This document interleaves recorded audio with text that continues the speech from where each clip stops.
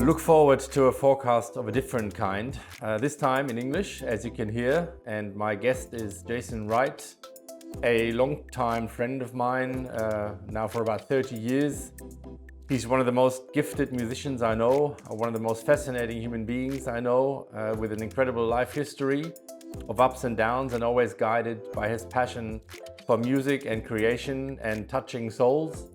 And during the forecast, we touch all sorts of subjects, from his alcohol addiction to his music addiction, to his love for humans, to his criticism of politics and the way that things work in the world right now. And it's a journey through life and through transformation in life. And Jason is a role model in that. And there's many conclusions to be drawn for business as well. Because we always say organizational transformation is personal transformation. And Jason's life is absolute role model regarding personal transformation. Enjoy the forecast. This is forecast number 11, and as you can hear, it's not going down in German this time, it's going down in English. And the reason being is that I have one of my oldest friends sitting here today. Usually people, when they've known me for a long time, shy away from me sooner or later. This individual doesn't, which I'm very thankful for. So basically, this is going to be a conversation, and you're going to be able to feel the love that I have for this individual. And the love's developed over almost 3 decades. In the end of the 90s, I went to the Nachtschicht in Heidelberg to listen to this fantastic live band called The Right Thing. And we both don't really know how we've gotten to know each other back in the days, but we did. And now for almost 30 years, there's a friendship that's connecting us. And we're going to get into that and why we are friends and what we believe is right and what we share as values during the conversation. But I'm welcoming Jason Wright to the forecast. Hello. Great stuff that you're here. Jason has just had his 66th birthday and looks younger than ever, as he does. Thank you. As he does. And we're going to start with the check-in question, as we always do. And the team is prepared in English. Fantastic. That's impressive. Wonderful. What are you irresponsible about? What am I irresponsible about? What are you irresponsible about? Well, just about everything except the work. I would say, yes, irresponsible about. Goodness me. Well, just about everything that I'm supposed to be responsible about.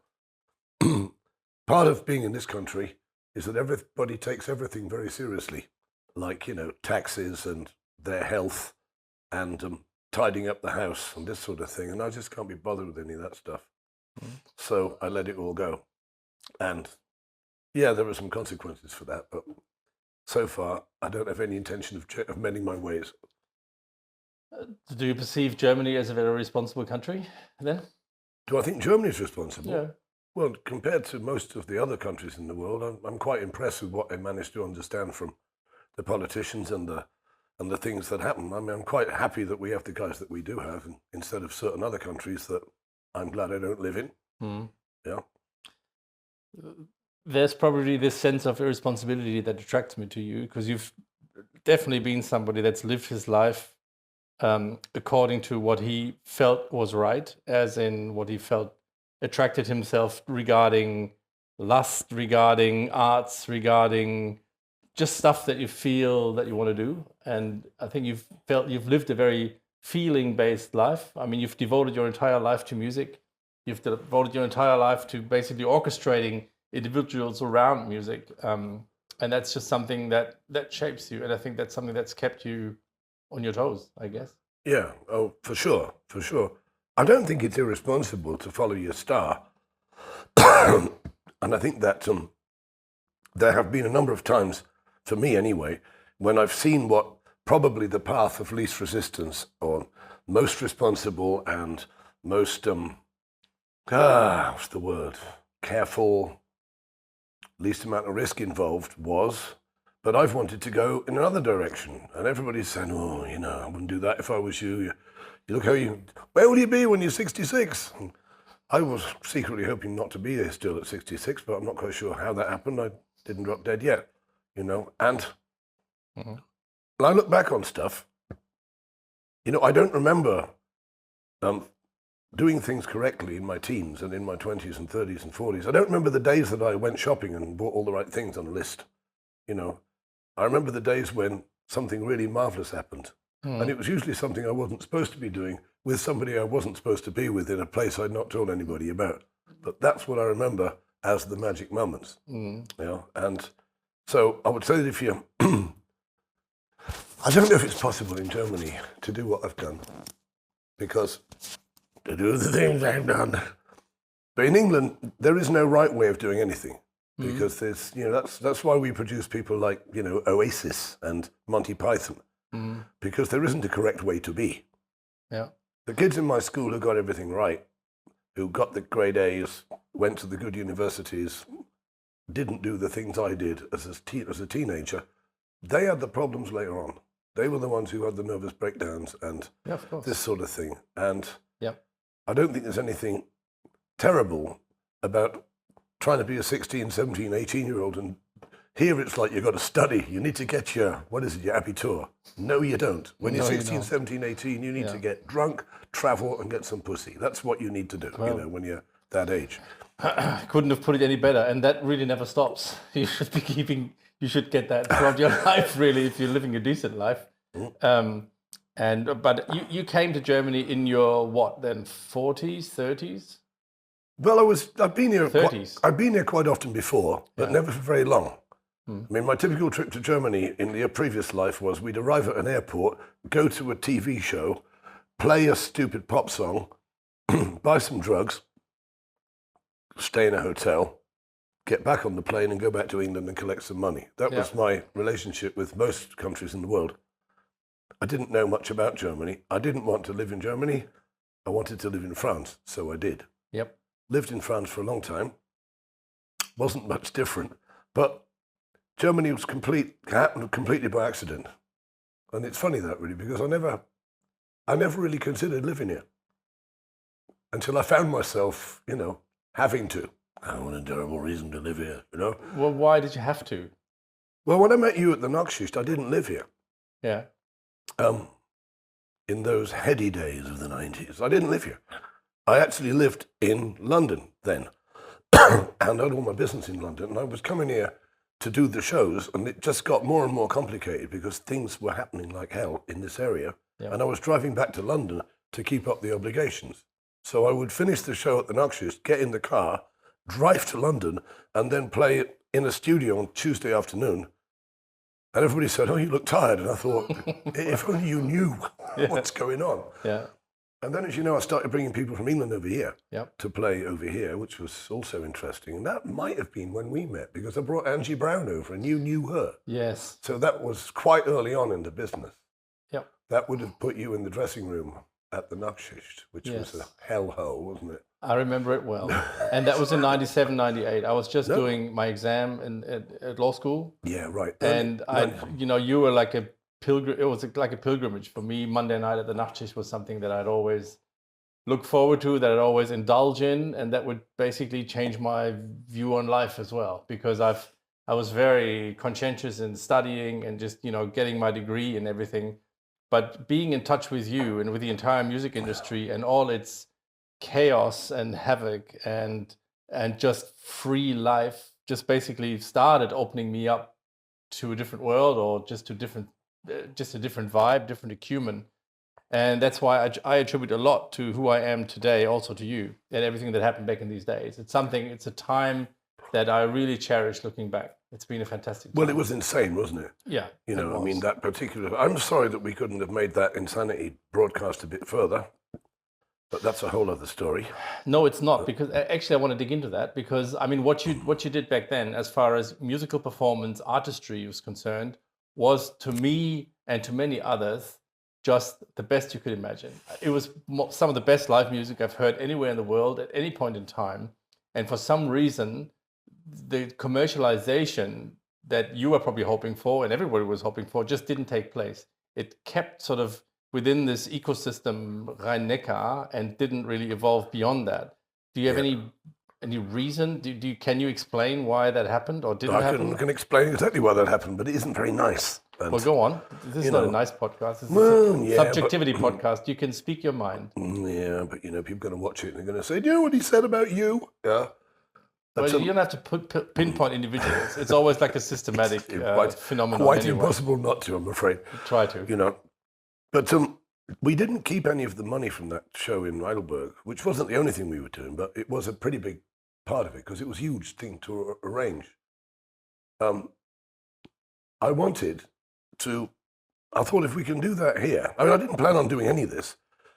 I had to get the address in Germany for no other reason than to fit in with the business laws here. Mm-hmm. If you're making that much money, you have to have what did we start? A GBR. Oh, yeah. A GBR. We started a GBR. Yep. Because I had to have some place to put the money. Yep. And I had to have an address in Germany, which is why I got the address with Ian in Heidelberg. Yep. That was the only reason. Berghammerstraße. And the thing started to take off, and I just met all these people. All these people came out of the woodwork, and I had no idea who I was mixing with. I remember one night we had a guy called Schuler, or was it Brasinger, or was it both of them? Schuler and Brasinger. Do you know who they are? No. Oh, you do? They owned the Dorian Gray Club in Frankfurt and about 11 other places. Legendary. Yeah. They said, hey, we could really imagine you putting this stuff on in our places. And I said, so can I. Yeah. Until I went to look at them. And the trouble is that they're discotheques made of steel with horrible disco balls on the roof. Yep. No way you could get an atmosphere like that in any of them. And I said, I probably could do this in one or two of these clubs, but we'd need to transform them totally to do that. And they said, well, don't think we can do that. They're made to do what they do, which is they're techno house clubs. But I didn't make enough of that relationship because I didn't know how influential these people probably could have been. Yeah. But they were just two of the people we met. Yeah. And we had enormous support. I wanted to take this thing to a number of other cities, not just in Germany, but starting off in Germany, because what it is, apart from being a great night's music, which is why I was doing it, it was also a great dating agency for people who don't like discotheques. And that's true. The amount of weddings that I've played since then for people who met there. Mine too. Oh, I didn't meet my ex-wife. Well, I didn't. Yeah, she didn't meet there. But it was, you know what it was like? You could talk to anybody there, 1,500 people, allegedly, in the club. Yeah. Got a file limit of 1,000. And anybody there, you could say, do you come here often? And they'd say, yeah, I love it here. Who's your favourite singer? Sitting at the front, we had Steffi Graf and Prenson and all these people. And they're in the dressing room. Well, who's in the dressing room? Hadaway. Yep. Howie D from the Backstreet Boys, just hanging out, drinking and smoking dope. And then Xavier Naidoo, who wasn't famous yet. Became famous. I remember the night Xavier Naidoo stood on stage. Nobody knew him, and everybody was blown away by what he was doing. Yeah. He sang Like Jesus to a Child in G, and Meine Stadt, which we wrote in my house in the afternoon. Really? It's only got 3 chords, And I had the privilege of singing that with what moment are we? How many minutes in the podcast are we? Oh, it's about 15. Right, I've got to go. So I mentioned Rolf's name. He wants to know at what point I mentioned his name. So I've got to mention. You can look it up. Yeah, I'll tell him. We sang Meine Stadt about a month or 2 months ago at Christmas time in Mannheim at the Waldhof Stadium for this Christmas sing-song with him and Torsten Rieler, who I also met then, who was just a little guy, and now was he Bürgermeister or something like that? And he sang it as well, and these people, they all knew the words, and I thought, if only we knew, these 3 chords. And he sang The Lion Sleeps Tonight as well, and he was brilliant. He was brilliant, and I mean, he pursued the career that he did, and now he's taken a couple of turns of, you can call them unfortunate in the public eye, but he will remain just a fantastic singer throughout time. Yeah, he's a great guy. Well, you weren't willing to transform these venues, as in disco balls and steel discotheques, because you felt it wasn't right. And the transform idea really sort of shapes our environment here. And which points in life do you recall where you feel your life has transformed, or where you've become somebody else because something has happened? Is there specific just points in time in your life that you recall? Sure. I mean, there's been a few. There's the obvious one. The people who know me would know, which is when I managed to get off the drink and the drugs. That was definitely, I was 28 when I had the first day without having to do that. Okay. That's definitely life transforming. I recommend it to anybody who's in that prison. Try and get a day without it. And I didn't do that alone. And I mean, really, that was like waking up in a new life. Why did you? You felt you were going to die if you didn't take that. No, I knew I was going to die if I didn't take that step. It's just a question of how much longer I'd have to put up with being alive doing it. It's a terrible prison to be in. Only people who are in it know. I would say people who are stuck with smoking and can't stop smoking have some idea what it's like to be at war with yourself. Yeah. Like, I won't smoke today, but I won't throw the pack of cigarettes away either. Now, why wouldn't you throw the pack of cigarettes away if you were intending to stop? Because you can't imagine not doing it, you know. Same with it. I mean, shopping, and there's all sorts of addictions you can get into. But the drink and drugs one, I'm sorry to say, that has you waking up in strange places and strange beds and wondering what on earth you did that for again. And it's a bit like you're in the car, but somebody else has got the driving wheel and you've got no them, they're nuts. And you're like, where are we going this time? Never you mind. I'm in charge now. And but the mechanics of it, the way it begins, starts with the first drink. But of course, it doesn't start with the first drink. It starts with whatever it was in the first place that you had the first drink about back along. Society basically leads you there too. I mean, society confronts you with alcohol immediately. I mean, the moment that you become like a teenager, it becomes almost a normality to consume it. And then you get dragged into it with parties, and you're the odd one out if you don't consume and all of that. So basically everything's sketched out. Yeah, but it's not the drink's fault, and it's not society's fault. It's because we're all these fragile little individuals, and we get to an age when we have to deal with that. And it's, I would say, a very appropriate solution when it works. I don't think drinking was my problem. It was a solution for a while. Very good one. For what problem? Shyness, lack of self-esteem, couldn't belong to anything, always felt left out. In the playground, whether I was in the middle of it, on the edge of it, I felt like I didn't belong. And then, like Obelix and the magic potion, you take a bit of this and suddenly you can dance, you can chat, you feel connected, you can all do something together. Let's break some windows, you know. And it was fine. And it enabled me to, it was a catalyst that enabled me to whatever the word is, what you do with other people, interact. Yep. Unfortunately, I liked it that much that, I mean, you get a headache, you take an aspirin. The headache goes away. Great. You get a headache, take an aspirin. Next time you have 2. Next time you've got to have a few more. And then you find yourself waking up in the morning and just shoveling mouthfuls of aspirin down because it's the one thing you found that worked, you know. Plus, of course, the immediate feeling of well-being that you get from the first glass of wine. I mean, the first glass of wine is great. We all know that. Yep. Yeah. The trouble is I just, I couldn't stop doing it. It became an obsession. But then at 28 is not even half your life. I mean, it's really sort of a reasonably... When did you start drinking? 17? No, 13, 14. Okay. Public school. Okay. You know, sneaking stuff to the dormitory. And what did the years, like from your 28 to the 35th year look like? Or like the time after? Well, completely different, because one of the definitions of recovery from addiction is you introduce yourself to yourself to see if you get on. There's a lot of work. I'd recommend anybody, whether you're addicted or not, to do the 12 steps in the 12-step program, because it's such you turn your life inside out. You know, it's write an inventory of everything so far. What did I do when I was a kid? What did I do as a teenager? How did I feel about it then? And, you know, it's quite sad. You go back and there's this little guy who was like 9 years old and lost. And you can try and get a photograph of me. It's like, I remember how I felt. You wish you could pick him up and say, listen, it's going to be all right. You're going to be this guy later on. You're not going to worry about this stuff. But at the time, I was just, you know, lost, and like most people are. I fly a bit. Well, you know, we've flown together. Yes. And I fly over the Odenwald, and I see these little villages. And there's a little village, and it's 10 miles from the little town.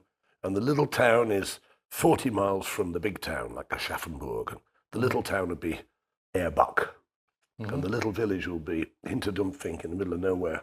And some poor guy's a teenager in that little village, and he's not even old enough to ride a mofa. Yeah. And he's a mass of testosterone. Of course, these days you got the internet, so you're not that disconnected. That can lead to even more disconnection. Well, exactly. I can see that people now reach for whatever you can find. Yeah. And, the internet, get into that, and all you're in the chat rooms and you're joining the AFD or whatever because you feel like, join something, be important.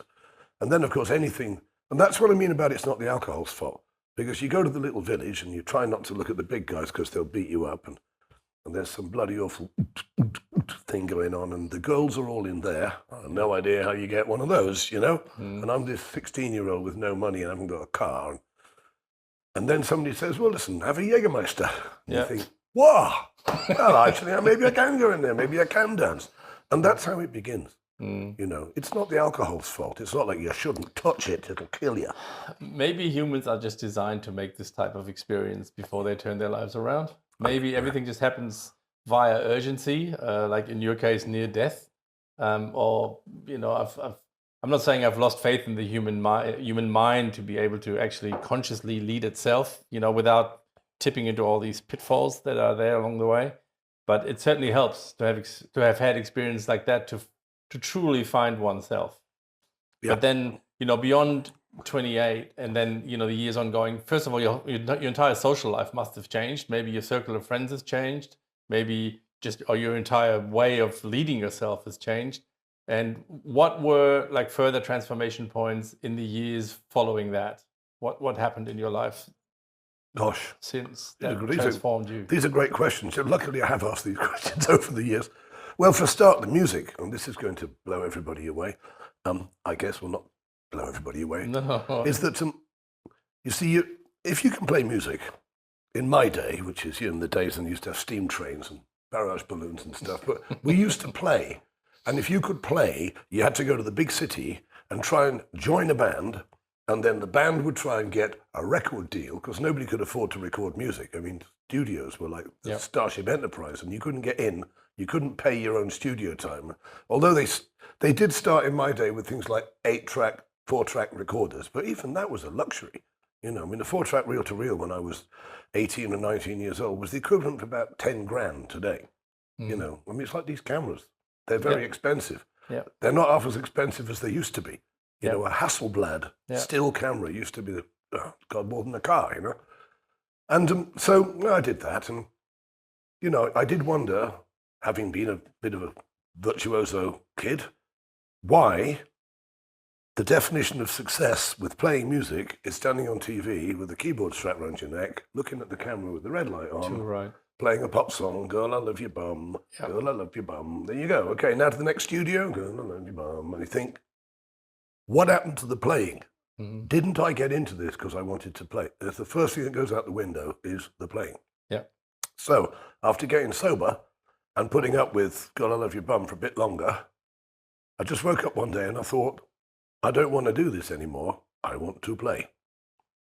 And it was really like a hangar door opening. Yeah, that's a mega decision to make. Yeah. And it happened. Oh, this is even more interesting, boring, I don't know. I went on a tour to France to look at some things and to meet some people I hadn't seen for years, and I wound up in a place called Collioure in the south of France. It's where Matisse used to live. It's on the coast. It's really pretty. And I was alone, and I'd split with the girlfriend, and everything had gone wrong in London, and I thought, what am I doing any of this for? Stone cold sober. Right? And there was these two guys on the beach. One had a keyboard and one had a guitar, and there was about 100 people listening to this beautiful music they made. It was sort of 3 simple major chords and a bit of Spanish guitar. And it was just lovely. It was like Pat Metheny, but nothing like as elaborate as Pat Metheny. Yeah. And I went down there and listened. It was just so beautiful. And I'd had this catalogue of disasters in life and in business and everything. And I said to them, can I just play a bit? Because I hadn't for a few days. And I played this blues, in G or something. I said, it's just 3 chords. It's a 12-bar blues. And I started playing the blues, and the people just went mad sitting there. And I was so full of emotion and frustration, and it must have all come out of the speaker somewhere. Wow. And the people were in fucking tears. It was great, and so was I. And they said, wow, I don't know who you are, but they took me to the jazz club in Collioure, and I played jazz all night with these strangers in Collioure till about 3 a.m. Went back to my hotel, and I thought, what the fuck have I been doing for the last years, standing on TV with a plastic keyboard around my neck saying, girl, I love you, bum. Yeah. I should have been doing this all along. And that was about 1 year before I came to Heidelberg. Wow. Really? Yes. So I was on fire when I came here. And I came here, you said earlier, the music industry. The Nachtschicht had nothing to do with the music industry. No, And I have nothing to do with the music industry. The music industry is where they make a product, like any industry, and they sell it. It used to be records, became CDs. I don't know what it is now. Downloads, I suppose. I don't do that. I just play live. Yeah. And it means I just play live, and it's worth it. I don't even try and record it, you know. And I mean, you've seen me in tears listening to you more than once.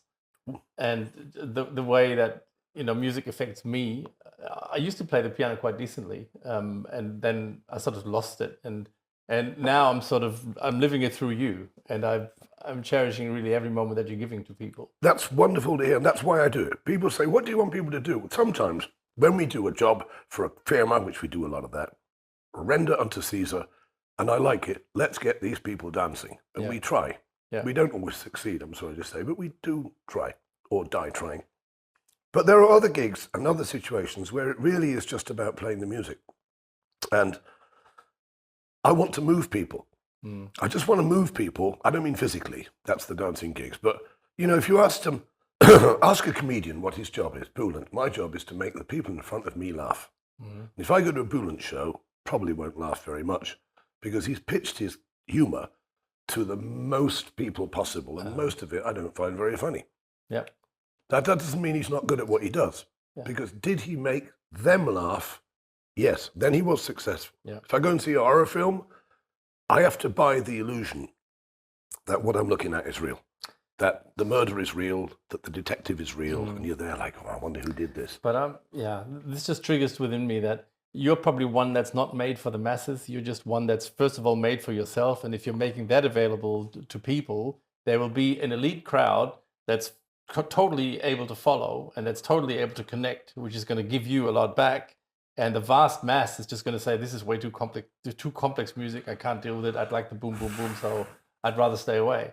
I wonder about that, you know, because when we've played like big concerts like, you know, the Heidelberger Herbst or the Stadtfests around, and we play a beautiful song and Karim sings one of these beautiful songs like, you know, I feel like I was getting used to being someone you loved.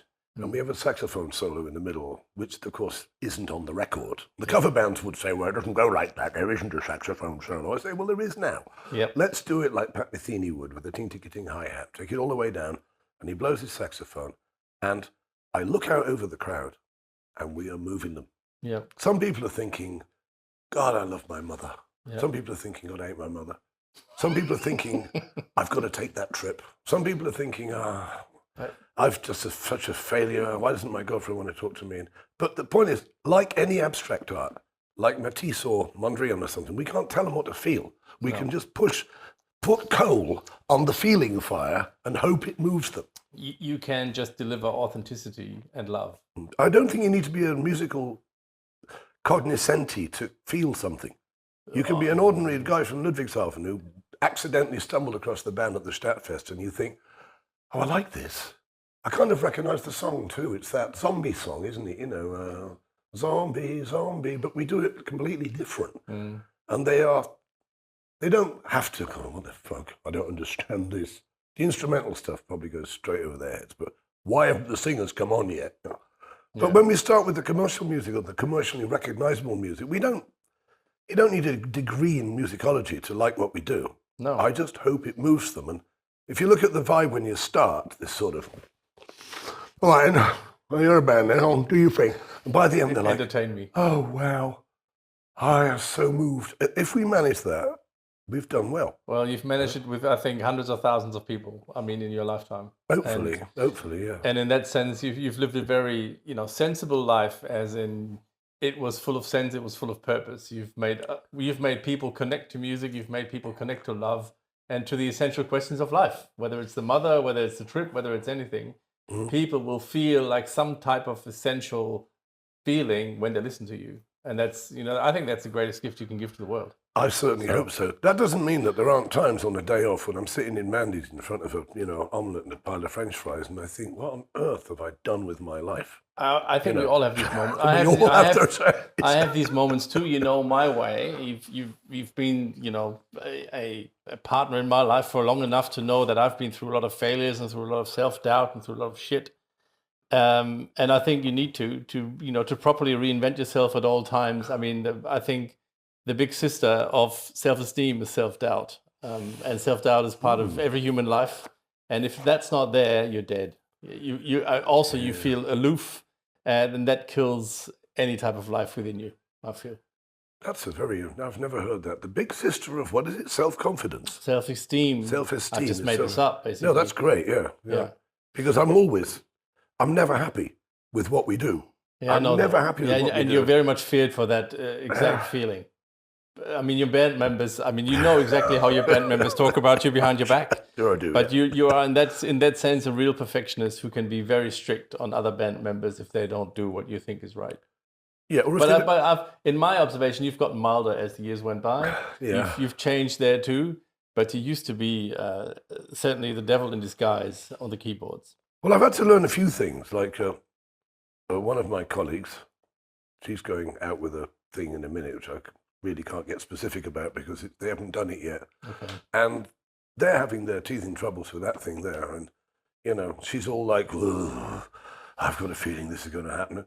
And I said, look, nobody really cares. Mm-hmm. The only people who will know if it's not as good as it could have been is you and maybe the other two people in the band who feel like you do. The crowd won't care. Yeah, it's true. The band won't care. And afterwards, I went to see my own band once. This is a great experience. I'd had a hip replacement, and I hobbled into the gig, and I sat on the mixing desk, and I watched my band being led by Lisa, actually. Yeah. And the bass player, Alvin, who is a very outgoing and absolutely seen him for a long time. Amazing player. Every time the band made a mistake, Alvin went, this. And I thought, you know what? Nobody knows that anything. I knew what was going wrong. I can hear it. Yeah. And she came off and said, we are making such a mess of this tonight. And I said, nobody knows. The only time we know that you're making a mistake is when you hold up the placard saying, we fucked up. We fucked up. You wouldn't know for all I knew, the bass could be not switched on. No, that's true. Nobody cares if it goes bada, bada, bada, ba-boom, or if it goes bada, bada, bada, ba-boom. They don't give a damn. So long as the singers look pretty and they know the song. Yeah, that's true. Yeah, it's all about transmitting the energy, and it really doesn't matter what happens really on the surface. It matters what happens inside, and people will feel that no matter what. So I've learned not to lose it when we make some kind of small error or something like that. And I've also learned by having a fixed band that I can ask the band members what they think. Yeah, a lot more than I used to be able to. Do you know when I really felt that you were extremely genuine about everything that you did? I mean, I didn't need that experience to know that, but it showed me very clearly that when we took our first flight out of Hockenheim, I remember you preparing the plane, and I was there, and I just couldn't believe how much very sincere effort you put into checking that everything about this plane was right. Where I'm pretty pragmatic. I would have said, this is probably fine. That's probably fine too. I've just flown it yesterday. We'll be all right. But you were extremely meticulous about preparing that plane for flight. And that impressed me a lot because I thought, okay, but Jesus Christ, he's a musician. Yeah, he's a great guy. And I thought he'd be a lot looser than that, but you weren't. And obviously you know about the risk involved, but there must be something, very passionate about flying that, that connects you to this activity. And what is it? What is it about you and flying? Well, it's one of the things I like about the whole flying world is that the whole of the flying world is like that. And that, it's not regarded as an option to leave anything to chance, which is probably just as well. Because bear in mind, if your plane suddenly fails and plummets earthwards, there's likely to be somebody at the bottom that's going to get an interesting surprise in the middle of dinner, like, whoa, where did that come from, Not disregarding the people in the plane, And so what we learn as student pilots is this philosophy of it's not perfectionism, it's just doing everything. If there's 90 things to look at, you do all 90 of them. Yeah, the Because checklist. Sod's law says that it's the one you don't that'll fail you that day. Yeah. There's this great video. I could recommend you watch it, anybody. Just look up Cat in the Wing. It shows an instructor flying with a passenger with a joyride in a French aircraft, and it's got hollow wings. Mm-hmm. And they get about 500 feet up, and this cat appears. He's been asleep in the wing. Cat's fine, and he's like, "Ugh," And as soon as the guy's face, when he sees the cat, it's like, what? See, he immediately pulls the throttle and starts going down. Okay. Well, of course, they did the outside check in the morning. You only do it once. The cat must have got in during the lunchtime, which in France is a long time, fell asleep in the wing because it's warm, and they didn't check it a second time. And it just goes to show that is that a real story? Or is that made up? It's a video on the YouTube. Really? It's fucking hilarious. Yeah. Oh, okay. Especially the guy's face. What is it? Cat on what? It's Cat in the Wing. Cat in the Wing of light aircraft. Well, I'll need to check that out. So when I'm doing the outside check and people say, "What are you doing?" I say, "I'm looking for the cats." Okay. Well, I'm also looking for mice because I've got these little holes in the wing, and they could get in and check in all the bolts haven't come undone, and you haven't got a piece of something stuck that'll prevent the aileron from moving. Because there are some accidents flying, not as many as people think. Because road accidents, there'll be 6 fatal accidents on the A6 today. Yeah. They won't make the newspaper. No, but if somebody, like the guy who landed on the Army airfield 2 weeks ago, he had a bird strike, smashed his windscreen, brought the plane into land, gaffer tape. All right. Okay. Managed to land it on there. Okay. Flew out again, made the front page of the Rhein-Neckar-Zeitung. So I don't read the Rhein-Neckar-Zeitung. And of course, my daughter sends me the clipping. And again, another accident. Yeah. The truth is that flying is quite safe compared to a lot of other things. We know. It's what media does. You've brought a question for me. Oh, I have actually, yeah. And I'm curious to know what it is. Well, am I allowed to ask the question now? Yes, you are. Right then. Go on. Yeah. Should you be on your deathbed and you haven't got long left, I mean, hours maybe to go, maybe not even, yeah? What would be the moments that you would most hold up as the milestone moments? What would you remember in that moment? Gee. Yeah, that's as big a question as gets, I think. I mean, to this point, I'm still in the mind frame that if I were to die today, I will die in peace. I have zero fear of death anymore. I feel I've lived a life that was worth living. I've experienced a lot of love. I've experienced a lot of anguish, like we all do, but I've lived a very intense life, and I haven't just sort of let it slip, and I haven't just surrendered to the mainstream or things that one does, and I've been quite good. But really, when it boils down to that type of essentiality, I'd say the moments that made me cry from love, and there was quite a few, as in whether it's a loving relationship with a woman, whether it's music, I feel that I want to live life very fully, as in I want to be emotionally touched. Mm-hmm. And everything that happens in the left side of the brain, where logic lies and language lies, I'm not saying it bores me, but it's part of me, it's part of life, it's part of everybody's being. But what really kicks in is just emotionally surrendering into nothingness. As in saying, everything is so grand that me as a little, incarnation that's lived for X amount of years, who am I to argue? Who am I to discuss? Who am I to criticize? Who am I to judge? It would be these moments where I felt held by the universe, which is being, held in love by people that I've loved. And I don't think it'd be a moment where I was by myself. It'd always be something that I've shared with others. Mm-hmm. And for me, it's more specific. There are actual moments I can remember where really. No, for me, at this point in time, it's not. I mean, I'm blessed with wonderful children. Well, for example, the moment that you met any of the children in the first 30 seconds of their life, assuming you were there, it's like, oh, hello. So I got dropped off by my daughter in the car. Oh yeah. But she would come in. Okay. Used to carry around in a basket, Yeah. For me, there are specific moments, really. There are, So that's one. What's another one? I mean, there's many. I mean, there was the day first solo in the plane. That's always a good one, you know. Yeah. The day that I got a phone call from one of my all-time music heroes, I mean, I admired the guy this one. He said, what are you doing on Friday? And I said, you want to come and do a gig with us? And I thought, no. This is a guy that I used to listen to him on records, you know, in Cornwall. And here he is asking me to do a gig. And he became a good friend of mine. You know, I discovered that his life hadn't been as as glamorous as I thought it might have been. You know, he needed the money as much as I did. You know, it was quite funny. But I think these are the moments that you sort of get as snapshots. You know, that there was some of them that I wouldn't mention whilst being interviewed, but you can imagine what I mean. You know, Okay. and they weren't necessarily the moments that you did well. They were just things that made you go, wow. Well, you know.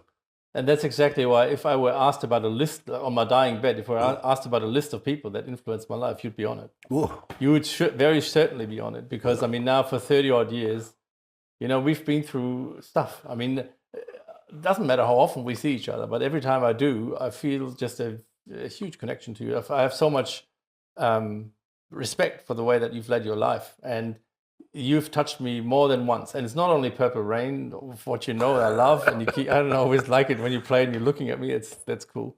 But it's been so many other instances where you've just profoundly touched me and many others. And you know, that's really the gift that we're all looking for, to be very profoundly touched. I And quote you've you provided quite that frequently, more. but I don't know how appropriate it is for people for this thing here. Doesn't matter. But I remember the time that you were on the board of directors for that famous company, Yeah. and the guy. Can I mention this? Go on. And I tell other people about this. Don't worry about it. He was a very powerful and very notorious business guy, and he employed you. Well, he didn't employ you. You were on the board to find out what he could do better, what could be improved in the company. And you basically told him that if he kept his nose out of everybody else's business, the company would prosper. Probably the last conversation you had with him, but I wish somebody would do that for a certain Donald J. Trump. You know, just tell him the truth once. It's gonna happen sooner or later. And I mean, there's times in my life where I didn't dare to speak the truth, but now I feel and truth is a very difficult word anyway, because I mean, we all have our own truths, but I'm not afraid to speak my heart and to speak my perception. And I did that in that instance. I paid a huge price for it, indeed, but it's led me here. We wouldn't be having this conversation if I hadn't, you know, just gone out of my way and been honest back then. And you would have felt like it's the C word, isn't it? If you hadn't. Exactly. I spent so much of my life having conversations in my head of things I wished I'd said when I was younger. Well, If only I'd told that guy to go shove it when I had the chance, but I didn't, you know. Yeah, and I mean, that's basically, I think, also a request to the present to stand up for things that we feel are not right. And, you know, the internet provides a huge opportunity to speak up, but then again, it almost mutes you in the entirety of all comments that are somewhat there. Yeah. And I think it's in the person-to-person interaction where the magic lies, and to just to give each other honesty and you know, your full self is, I think, the virtue that we need to develop, especially now with artificial intelligence coming around. The only thing that's going to separate us is being human. Because sooner or later, I mean, the artificial intelligence is going to produce unbelievable music and all of that, and we can listen to it, but we're not going to have the connection that we have when I'm looking into your eye, or when I'm watching you play the piano with other people, you know, just out of the moment, that then, you know, creates magic. And I don't think AI is going to be able to do that. Ask your artificial intelligence to write a pop song and give it sort of a tune like, you know, Girl Left Me Last Week and I Don't Know What to Do, and just ask it to write a pop song. You'd be amazed what it does. Oh, no. You know, our sax player, Manuel, he just gave it a couple of words, and the song that came out sounded like everything else on the radio right now, and as good. Yeah. And Blair, you know, Blair's basically given up doing it, because he says, what are they asking us to do? They're asking us to write a song that an AI generator can do. Yeah. And if it doesn't sound like that, nobody's interested. See, and that's why I feel everything is going to also diverge towards live music, because people actually want to be touched. And maybe you've just lived in the wrong time. Maybe you were just born a century too early. Dang! To fully reap at least the financial rewards. But I mean, and now, you know, to also find a close in this conversation, I feel you've been, you know, very richly rewarded by life by being able to feel what's essential. Mm. And this has been a conversation about what you feel is, or what we feel is essential. And that's great, because there's so much superficiality and so much crap out there that deters your mind from what is essential, that it's just extremely important to be able to feel what is. Yeah. And you've provided that to many people, including me. And I think and I'm repeating myself, I think it's the greatest gift you can give to humanity. Wow. It's a pity I can't get money for it, isn't it? No. Well, we all live quite decently, although, I mean, when is it ever enough? Exactly. We've got a roof over our heads, beautiful people that surround us. Enough How much is enough? So. Elon. Yeah. No, fuck him. I mean, not fuck him. I mean, he's just lost. How many billions? You can see it. You can see. I mean, there's many, many, many lost people in power right now. You can feel there's zero connection to their hearts. Sure. There's just, everything is full of fear. And it's just something that we're going to overcome as humanity. It's going to take a couple of decades, I feel, but it'll happen. And we just have to keep tracking. What's the proverb of the king who asked to be brought the shirt of the truly happy man? Remember? No. And they came back and they said, we found a truly happy man, but he hasn't got a shirt. Yeah, that'd be right. Yeah. But this is the time to transform everything. And I think if we transform ourselves towards exactly what we were just talking about, everything will turn out for the better. Let's keep doing it. I hope so. Well, thanks for asking me to come. And it's the most cameras I've been in front of for a long time, and probably enough for some time to come. Yeah. It's been a privilege. You've gifted the surrounding. Thank you. Well, thank you. Thank you.